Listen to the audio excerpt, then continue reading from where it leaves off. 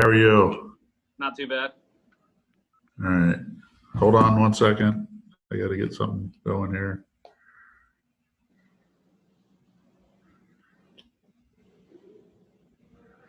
All right. I guess what was your areas of concentration in the off season as far as, taking the next step from a kicking standpoint, field goal standpoint? So something I really worked on this off season was just staying consistent from inside 40, because ultimately I just want to be as good as I can from there, because that's where the majority of my kicks come from. And also working on a couple longer ones just to improve that too. But in terms of field goal, yeah, a lot of work inside 40. Um, what did last year mean for your confidence? I mean, you had a solid year kicking the ball, and how much the fact that you produced 40 touchbacks, but I think 2 years before that you might have had 7 or 5 or something like that. Oh, it was 7. Yeah. Yeah. No, it did a lot for my confidence. I'm excited for this year. I'm just as confident, and I'm hoping to have similar results, if not better. Usually in a football season, you get good weather, like in September, but Right. you're going to go into the teeth of maybe windy conditions, bad weather, wet weather. How have you kind of mentally prepared for what you may face each Saturday? Right. So it's definitely going to be tough this year, but there are a lot of other things that are going to be tough on top of the weather, and it's just one of those years that you just got to roll with the changes and roll with the punches, and just have to overcome and adapt, I guess. But the good thing is I've been here 4 years, so I've played in some bad weather during my time here at Purdue. So it's just learning, building off that experience and using that experience that I've had to translate for the rest of the season. Do you feel like your leg is stronger and that the touchbacks are still going to be there this year? I don't know about stronger. I think my leg is in a similar condition to last year, and I'm thinking the touchbacks will be similar to last year too. Obviously, the weather will play a big factor.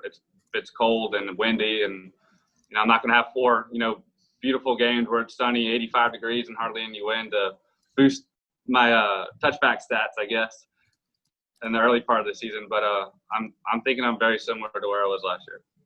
What has Coach Biagi brought to maybe your game? Is there a technique or two that he's maybe offered to you to maybe help further your development a little bit? Yeah, for sure. There have been a couple things field goal wise that he's talked to me about, and I've been able to implement a little bit and try some things out. And it's really interesting. For the first time in my career, I actually have a special teams coach who played kicker or punter. Which is, I'm on my 5th special teams coach in 5 years now, and none of them have known anything really about how to kick the ball or how to punt the ball, and he has a large amount of knowledge about the subject. So it's been a nice change, I guess, and yeah, we've had a great relationship, and it's been good so far. Does that boost your confidence in any way? It does a little bit, but the last 4 years I've had to boost my confidence on my own, I guess, in a sense, if we're talking about just the coaching in that way. But yeah, it definitely helps, and it's definitely nice to have someone who's here that I can talk to about some technique stuff. Just to have your brother on the team as well. What has that been like? It was weird the first couple weeks, not gonna lie. It's cool to have him here. It's a cool experience. I've never got to play any sports with any of my brothers, like be on the same team or anything. And it's just been a super cool experience. And I've been trying to be a mentor to him and help him with some of his technique and give him some of my experience, because I had to learn a lot when I was a freshman, and just try to, help him out as best I can. Just one more non-football question. There's been a push over the last several months to make sure that student athletes are registered to vote.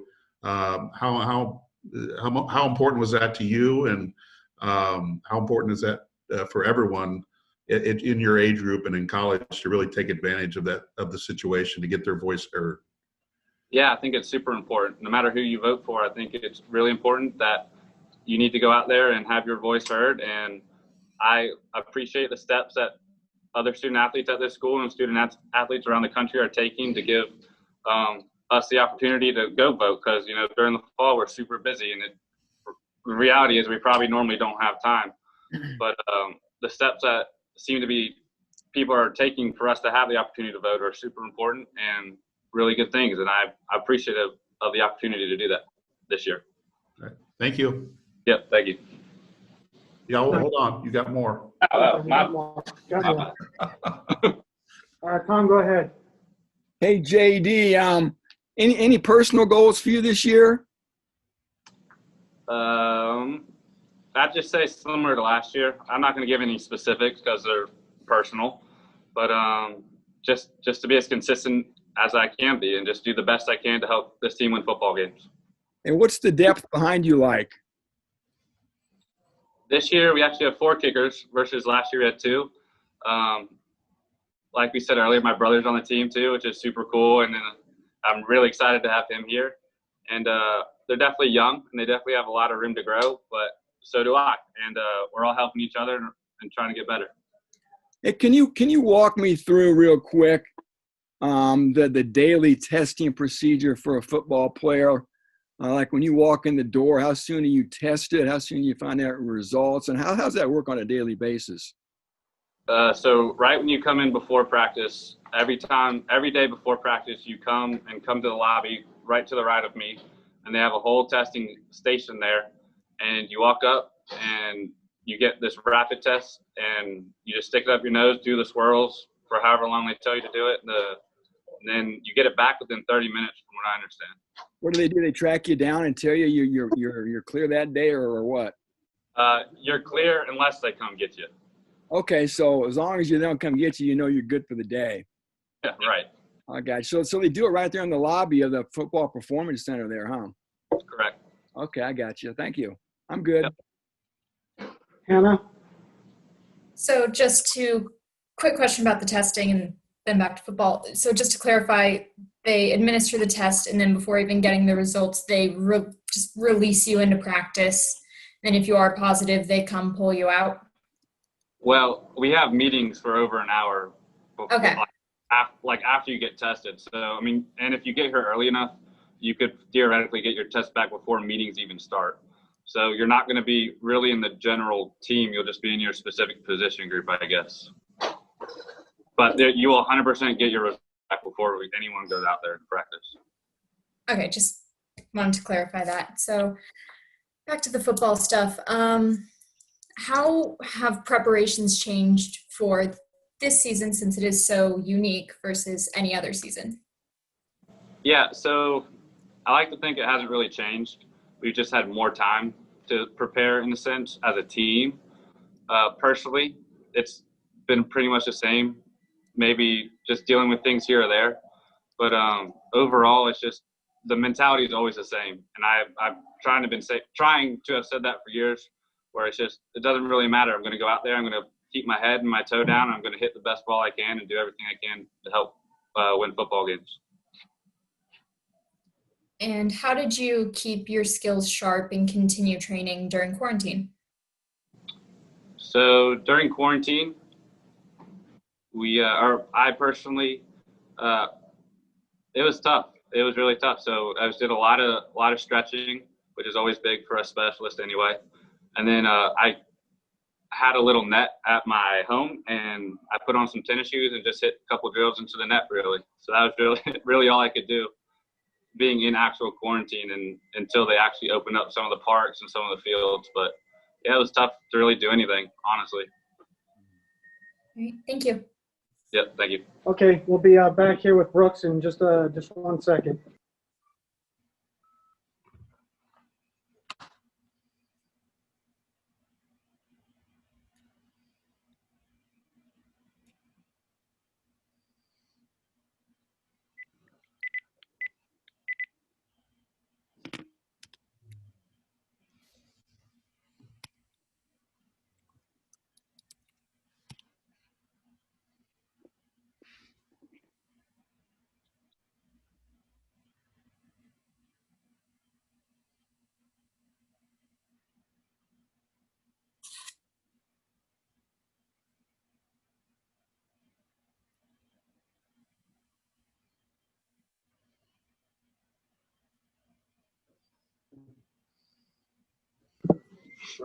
Okay, Tom, why don't you lead us off for this one? Okay. Hey, Brooks, Coach Brom, after the scrimmage, said the punting needs to be a bit more consistent. What have you been working on to make sure you're more consistent at what you do? Yeah, definitely. So one of my goals after last season was just to work on consistency. And what I've been doing really to work on that is loads of drill work. I mean, it's not going out there swinging your leg 1,000 times. It's mainly just ball drill work, catching, mowing the ball, dropping the ball. And the other thing is just how certain weather, I mean, different, you go out there, weather's changing daily. And so you go out there and it's just how can you hit the best ball possible in that weather? Especially up here in Indiana, it's just, I mean, wind, rain, it's crazy. And last year was the same way. So that's been the main thing is just how to be able to still hit a good ball no matter what weather you're in. Yeah, I mean, you're probably going to encounter obviously some potentially adverse weather late November into December, Brooks, for a Tuscaloosa kid. Do you look forward to the challenge of maybe punting in some really adverse cold weather in December? Yeah, I'm not the biggest fan of cold weather at all, especially being down from in Alabama. But I am looking forward to it, and I'm just excited, and I'm happy that we get to play. So. And then, as far as your goals this year, do you have any goals as far as punts inside the 20 or an average or a net average? The things. Yeah, as far as my goals go, my goal is to win. That's all I care about. If I have a bad day, but we get the win, I mean, obviously I'm going to take what I did that game and try and improve off that, but that's all I care about is the win. All right, thank you, Brooks. Yes, sir. Okay, Hannah. So, how have you been preparing for a season of only Big Ten opponents? So yeah, I mean, typically for punters, I guess you could say, for my position, preparation each week. I mean, I guess maybe once you get later in the season, but it doesn't change much at all. No matter who we play. For us, it's the same game. You go out there, you do the same thing, hit the best ball you can, flip the field, hit them inside the 20. That's the goal. So no matter who we play, where we play, doesn't matter. That's always the main goal for a punter. That was it for me. So. Hey, Carm. Yeah, how much have you really concentrated on situational punting as far as, instead of trying to boom at 70 yards, have you tried to, just work on, maybe a little pooch punting here and there just to maybe put the defense in a better position? Yeah, for sure. I mean, when we go out there, we're punting from, backed up, plus 50. I mean, we're trying to move all over the field and think of every scenario possible that I would have to be put into to perform well and, give the defense, a good chance to stop them. And so, but yeah, no, we work on that daily because you never do know. I mean, it'll change. It changes all the time. How much have you had to tone down your leg a little bit, because you do have a strong leg, and when you catch one, it does go a long way, but have you had to turn down the power a little bit on it in your leg? No. So I actually have not. So I have an A ball that is really good. The thing that I was trying to eliminate, and that I still am trying to eliminate, is my C balls and my D balls. The ones that you miss hit that aren't really good, but I don't want them to be, D and F balls. I want them to be at least a C or B ball if I mishit them. Right. And that's amazing. You just want to eliminate, you don't want to have the really bad ones. You want to eliminate those and bring them to, okay, if you do mishit, it's not the end of the world. So that's what I've been really working on, consistency, basically. Yeah, I mean, is there any way to gauge that in practice? How many A balls compared to the other balls that you're hitting? Yeah, no, I mean, when you go out there and punt, you'll chart, you'll factor in hang time and distance, your op time, all those three things, and that kind of factors into what's an A, B, C, or D ball for whoever is punting. JD talked about Coach Biagi, speaking from experience because he's done it. Now, is he speaking from experience from a punting standpoint? And if so, how much has that maybe helped your development through these practices? Yes, sir. It's been honestly, it's been a blessing because, I'm just like JD. I've never had a special teams coach who actually played the game at my position. And so Coach Biagi, he played up Marshall, and so he was punting and kicking too down there. And but for him to come up here and be able to coach me, someone who's been through the process of, hey, I've been a player at your position. I know kind of the ins and outs, which is really nice. But not only just like physically, but also mentally. Like multiple times I've already asked him just about mental aspects of the game. What are you thinking when this happens? What are you thinking when you go onto the field and you have to do this? I mean, different things like that. But mentally, it's been a blessing. All right. Thank you. Thank you. Okay, Coach Biagi's here. We'll get him in just 1 second.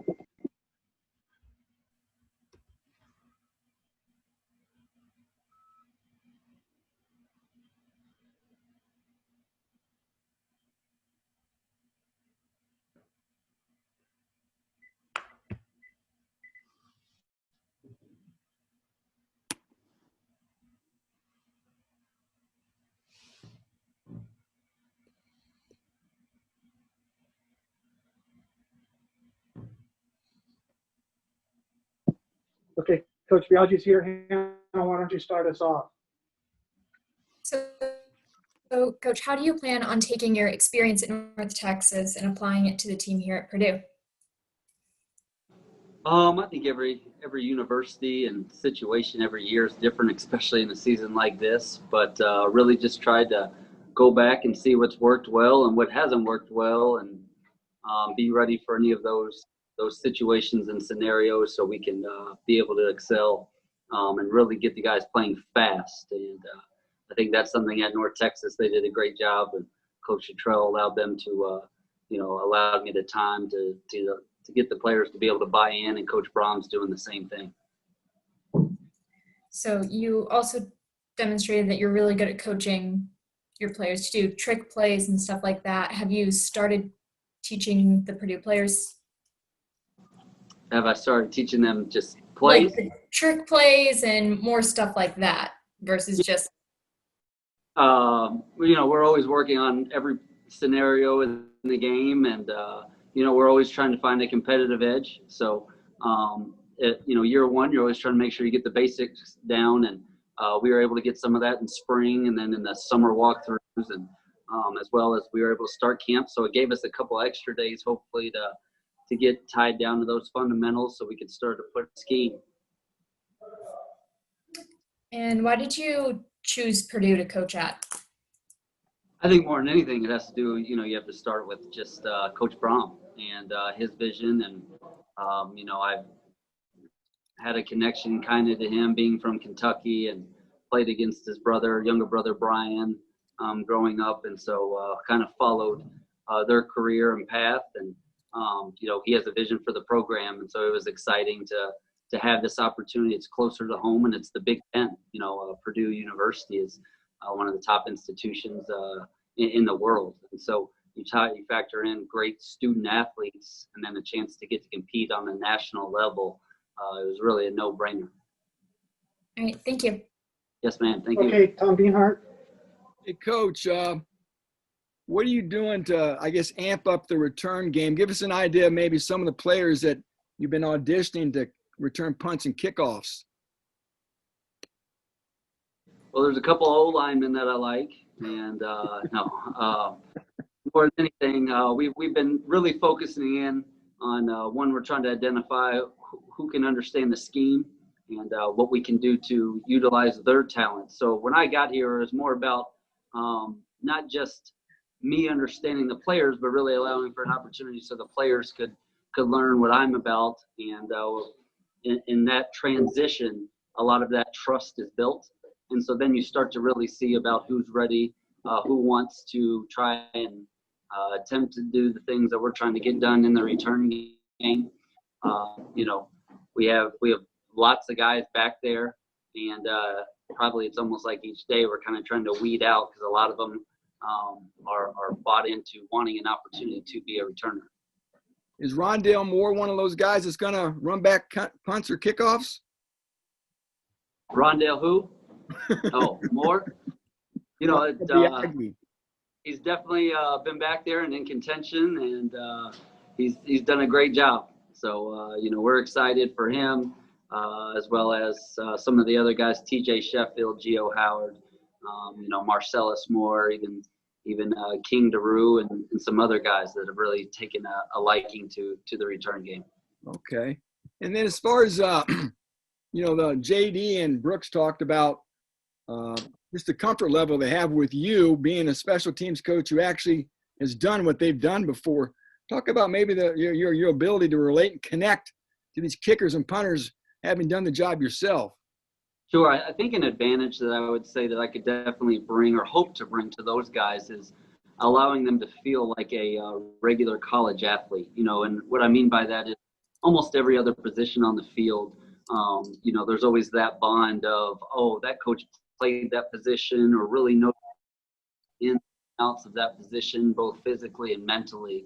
And most of the time for the special teams coordinator, I'd say that's probably not the case. They may be really good at the scheme or coordinating the teams, but, you know, they may not be able to understand techniques or strategies or even scenarios of when things are needed to be applied. And so it's something I take great pride in, you know, getting to coach on the defense and run the special teams, being involved in three phases of football. I try and really apply those guys to a mindset of, hey, you have a role just like any other position, whether it's the corner, whether it's the safety, whether it's a quarterback, whether it's a wide receiver. I'm going to teach you the drills, the technique, and then get you mentally prepared to play and perform on game day. Thank you, Coach. Yes, sir. Okay, Carm. Coach Mike Carmen, Lafayette Journal-Courier. Nice to meet you. Yes, sir. Nice to meet you. You mentioned Marcellus Moore as a possible return guy. How do you about maybe utilizing his speed this season? You know, I think he can do a lot of things for us, and especially in the return game, especially sometimes, you know, he has a lot of quick twitch. He's able to get skinny through holes, and you know, with his size, maybe, you know, he can get lost back there. Nobody will even be able to see him trying to look over the block. So, but he's very athletic. And basically, as long as we can get him coached up, we definitely hope he can be a viable option for us on multiple phases of the special teams. Now, Jackson Anthrop has been a return guy throughout his career, but you don't have him now because of the injury. Are guys like Marcellus and maybe TJ and some of those other guys you mentioned, are they kind of in the mix for maybe that second returner or a guy that they're trying to earn your trust as far as ball security and stuff like that? Yes, absolutely. You know, those guys, in fact, everybody, when we came off the field, we still had them, were able to, you know, catch punts after practice right there for a little bit. So they're all taking pride in it. It's awesome to see Jackson Anthrop taking a leadership coaching role, and really just trying to share any of the knowledge, you know, standing by those guys, being back there with those guys and, giving them their 2 cents, whether it's Colin Sullivan, Marcellus, Rondale, TJ, David. Really, I mean, the list goes on. Gio. So at some point we have to narrow it down, but we still have, you know, a little bit over a week to go. So at this point, we're excited with the opportunity to have a couple good guys back there. Who are some of maybe the other guys that you're looking at that are not returners, but guys that would be, you know, your blockers, you know, maybe a gunner here or there, but who are some of the guys that have maybe stood out in that area that will get a lot of special teams play this year? Sure. The number one thing I love about, you know, Coach Brom is nobody is too big for the program to play any role. So, you know, there's guys, you know, Milton Wright that is doing some great things on special teams. A lot of the receiving core is the running backs. You know, even with King DeRue and Xander back there, our tight ends are going to play a big role in terms of being able to help do some of the things that we need. And then, you know, the good part is with the defense over there, we have a lot of athletic guys, especially at the linebacker position. So, you know, whether it's we're real deep. Samisi, Derek Barnes, DeMarcus Mitchell, and then some of those veteran safety and corners, Brennan Thieneman, Cam Allen, and Smiley, and then some young guys, Lucy Kane, and they're all doing some really good things that we feel like schematically isn't going to be too taxing, but they can all play a piece in terms of being on, maybe they have a role on one or two phases. So I think the culture is spot on and everybody's bought in. So that's the exciting part. How much does it help you that everybody's available this year? I mean, there's no red shirt rule. There's nothing like that, that you kind of have your pick of 90% of the roster, let's say, to plug in there on special teams. Yeah, it's huge. It's something that'll probably, never happen again. And it's very exciting to get to know I don't have to sit there and go, okay, is this guy going to play two, or do we need to hold him out to the end? It definitely opens up a wide variety of opportunity that hopefully I can be smart with and take advantage of and put guys in a position to play really fast. If I could get a couple more in, just your background as a kicker and a punter, how did you get involved in those aspects of the game? In kicking and punting, or the other? Yes, in kicking and punting, how did you get involved? You're talking about to coach or to play? As a player. I started out, I was a soccer player originally, and then in high school started trying to kick and punt and kind of fell in love with it, and went on to Marshall University and was able to get a degree from there, and really fell in love with the fun of playing the position. And so then once I realized, hey, as much as everybody thinks, specialists are different or odd, there's actually a lot of similarities to, whether it's a corner having to stay low in a stance, or a quarterback having to set his feet and finish toward his target, or even applying it to golf a lot is probably the number one sport that you could compare it to, both mentally and physically. I really fell in love with the sports psychology aspect of, hey, you have one opportunity and you have to maximize this rep.